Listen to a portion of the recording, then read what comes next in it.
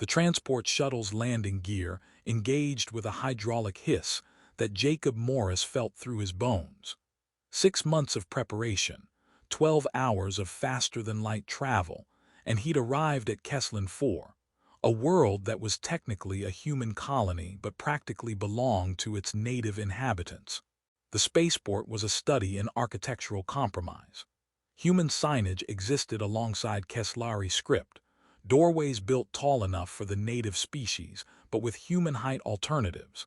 Announcements broadcast in 3 languages simultaneously creating a disorienting multilingual echo. Jacob collected his 2 bags, everything he owned that mattered, and followed immigration protocols through sections designed for human processing. The Keslari immigration officer who stamped his documentation had the distinctive elongated ears of her species, rotating independently to track sounds from multiple directions simultaneously. She studied his face with polite curiosity while her ears focused on something happening 3 booths away. Agricultural consultant, she read from his contract. Residential District 7, Building 32, mixed species housing. Her ears shifted forward, interest, Jacob thought, though his briefing materials on Keslari body language had been frustratingly incomplete. You'll be the only human in that tower. I was told the colony is integrating residential areas, Jacob said carefully. Integrating. Her expression remained neutral, but something in her ear position suggested amusement. Yes, that's the official term. Welcome to Keslin 4, Mr. Morris. Try not to accidentally poison yourself with our food. The taxi to his new apartment was driven by an automated system. Apparently Keslari and human traffic protocols differed enough that mixing them created dangerous chaos. Jacob watched the city pass outside, architecture that felt simultaneously familiar and wrong. Everything was too tall, too narrow, designed for beings whose proportions didn't match human standard. Building 32 stood in a residential district that mixed commercial and living spaces in ways Earth zoning laws would never permit. Jacob's apartment was on the 7th floor, and the building manager, a middle-aged Keslari male named Terith, met him in the lobby with formal courtesy and undisguised curiosity. Mr. Morris, your quarters are prepared according to human specifications. Terith's ears tracked Jacob's movements while his eyes remained fixed on a data pad. Though I should warn you that human specifications are based on somewhat outdated information. You may find accommodations, approximate. That turned out to be generous.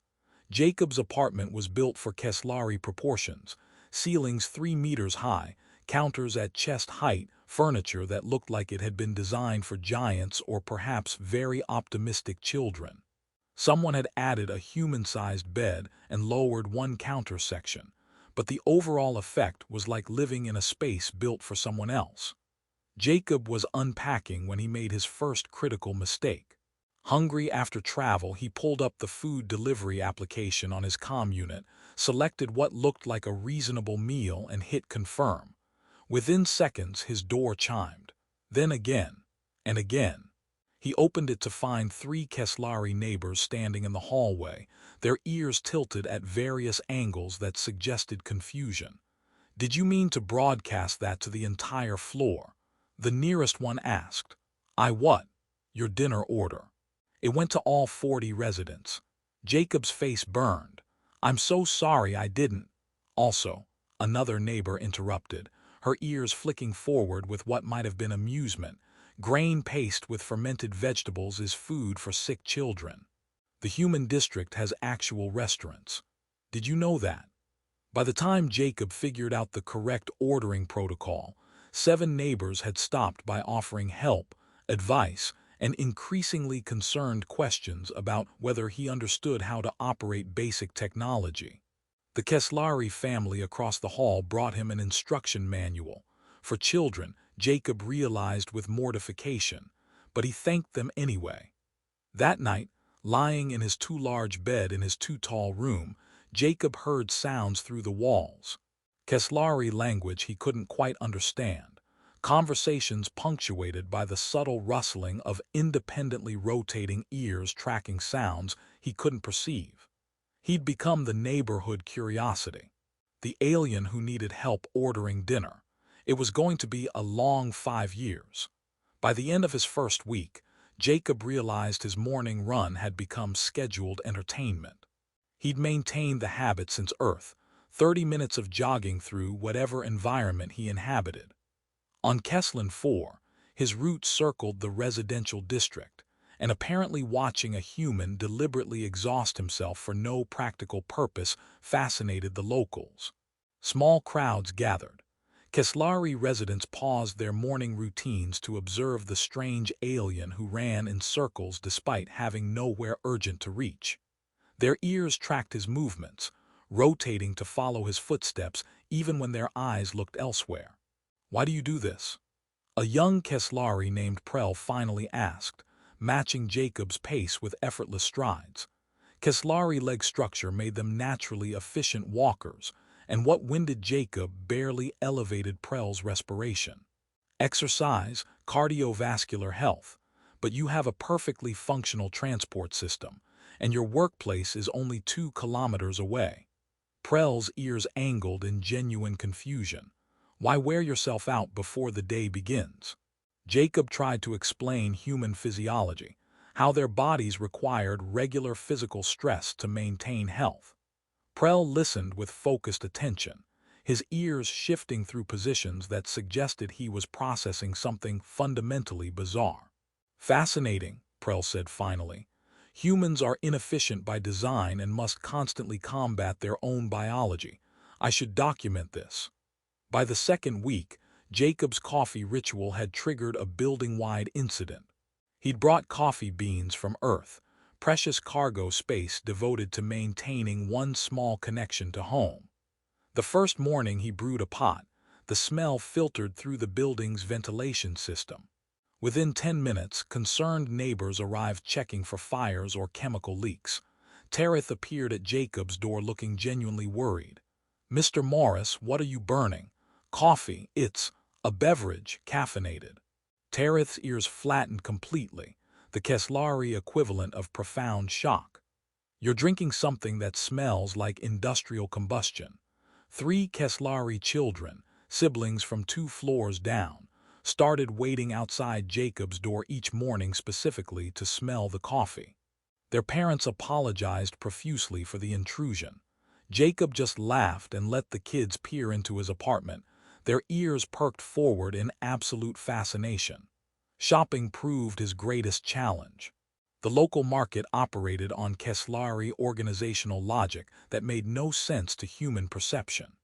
Items weren't grouped by type, but by what Jacob eventually understood was chemical composition and seasonal availability. What he thought was produce section turned out to include decorative materials, building supplies, and what might have been art. He purchased bread, or what looked like bread, turned out to be compressed fiber material for furniture construction. Sella, the young vendor who sold it to him, laughed openly when he returned the next day to complain. "You ate it." Her ears rotated with delight. "Actual consumption. I tried, got about 2 bites before realizing." She spent the next hour teaching him basic shopping protocols, pointing out visual markers he'd missed, explaining categorization systems that seemed designed to confuse aliens specifically. Other vendors started offering help, samples, exaggerated patience usually reserved for children. Word spread. The human who didn't know what food was, but something shifted. Residents who'd watched with distant curiosity now approached with advice, with solutions, with genuine desire to help him navigate their world. Mira, the Keslari botanist from his floor, left instructional notes under his door explaining which garden plants were safe for human consumption. Another neighbor modified a chair to human proportions and left it anonymously. Jacob realized he'd become more than entertainment. He'd become a project, a communal responsibility. And somehow, despite the constant mistakes and cultural confusion, that felt less lonely than he'd expected. Jacob's dinner party was a disaster, but at least it was a well-intentioned disaster. After weeks of his neighbor's help, he wanted to reciprocate. He invited 5 residents to dinner, determined to share human cuisine and culture. He adapted recipes for Keslari ingredients that seemed similar to Earth equivalents. He set his too-tall table with careful attention to Keslari dining customs he'd researched. The food was objectively terrible. He watched his guests eat with ears progressively flattening, the Keslari expression of polite endurance. They finished their portions through sheer determination, praising his creative approach and interesting textures, with the diplomatic care of people trying desperately not to offend. Terith stayed after the others left, his ears tilted in sympathetic angles. "Mr. Morris, Jacob, your hospitality is appreciated, but you should know that Keslari taste perception operates on completely different principles than human. What you season for your palate," he paused diplomatically, "registered as aggressively acidic to us, possibly mildly caustic." Jacob's mortification was complete. "I poisoned you." "Mildly irritated our digestive systems," Terith corrected gently. "The intention was clear. That matters more than execution." The music incident was worse. Jacob played his favorite Earth songs one evening, volume low, just enjoying familiar sounds in an alien place. Within minutes, his comm unit exploded with emergency messages. His entire floor evacuated. Residents fled with ears pinned flat, some looking genuinely distressed. Mira appeared at his door wearing sonic dampening gear usually reserved for industrial environments. "Jacob, what are you broadcasting?" "Music. Your music contains ultrasonic frequencies that are physically painful to Keslari ears." Her expression held more concern than anger. "We can perceive ranges you can't hear. Those high frequencies feel like needles." Jacob shut down his system immediately, horrified. But instead of complaints or demands he leave, his neighbors treated it as a problem to solve collectively. Sella brought acoustic dampening materials from her family's construction business. The Keslari engineer from floor 3, a quiet individual named Corval, offered to install frequency filters on Jacob's entertainment system. They turned his mistake into a community project, working together to make his apartment safe for both human entertainment and Keslari comfort. "We don't expect you to know everything," Mira explained while helping install dampening panels. "You're the first human most of us have met. We're learning about you as much as you're learning about us." Jacob started studying Keslari culture with genuine dedication. Their ear-based communication contained nuances that human language missed entirely, positions and rotations that conveyed emotional subtext. Their social hierarchies operated on principles of community contribution rather than individual achievement. Their 3-day naming ceremonies and 12-hour work cycles and elaborate food rituals that made human customs seem simplistic by comparison. But his neighbors asked equally curious questions. Why did he sleep 8 hours when Keslari required only 4? Why did he eat 3 times daily instead of their single elaborate meal? Why did he keep photographs, flat images of people he claimed to miss but couldn't actually interact with? The fascination became mutual, not just observation but genuine exchange. Jacob wasn't an oddity to study, but a bridge to understanding a completely different way of being conscious, of experiencing reality, of building meaning from existence. One evening, Prel, the young Keslari who'd questioned his running, appeared at his door with what looked like a musical instrument. "I've been studying human audio perception," Prel said, his ears angled in what Jacob had learned meant excited anticipation. "I composed something that should work within your hearing range. Would you listen?" Jacob listened. The music was strange, beautiful, operating on harmonic principles that felt almost but not quite familiar, and he understood. This was reciprocity. This was a Keslari trying to bridge the gap from the other direction.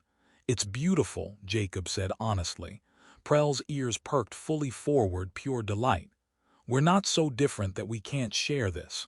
That's worth knowing." 6 months in, Jacob barely noticed the transformation.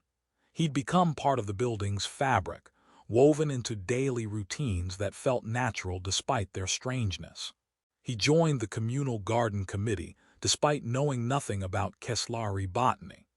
Mira patiently explained their cultivation methods while trying to understand why human agricultural techniques emphasized yield over longevity. Somehow his terrible plant care produced thriving vegetables, and the Keslari botanist studied his methods with fascination, accidentally discovering that human approaches to soil composition optimized growth in unexpected ways. His morning runs now included a dozen Keslari who'd started joining out of curiosity. They didn't understand the purpose, but they enjoyed the social aspect, the communal activity that brought diverse residents together. The sight of mixed-species jogging group became neighborhood legend.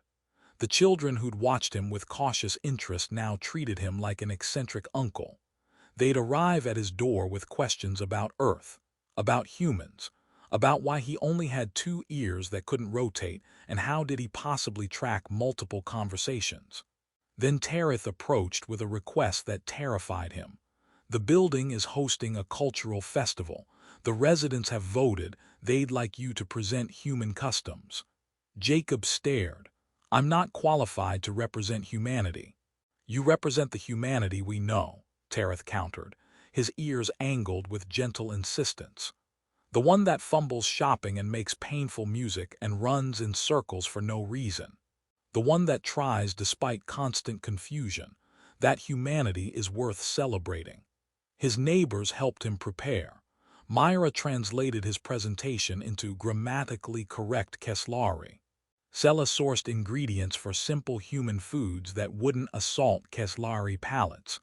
Corval built a presentation system with proper frequency filtering. The festival arrived too quickly. Jacob stood before a crowd of residents, Keslari who'd watched him fumble through basic existence, who'd witnessed his mistakes and helped him recover, who'd turned his strangeness into something valuable. He talked about Earth, about human diversity, the thousands of cultures and languages and ways of being human. He talked about loneliness, about being the only one of your kind surrounded by people fundamentally different. When I moved here, he said in careful Keslari, I thought I was relocating to a new planet. But I wasn't just changing location. I was learning to be human in a place where humanity meant something different. You didn't tolerate my presence. You made my strangeness worth celebrating. He showed images from Earth, cities and oceans, and the impossible diversity of human existence. His neighbors listened with ears forward, absorbing not just information but the gratitude behind it. After his presentation, Terith made an announcement. The building had voted to officially designate itself as a cross-species community facility.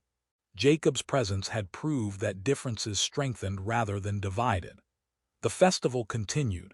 Keslari and the handful of other humans present sharing food, music filtered through proper frequencies, stories that bridged worlds. Prel performed his human-compatible composition.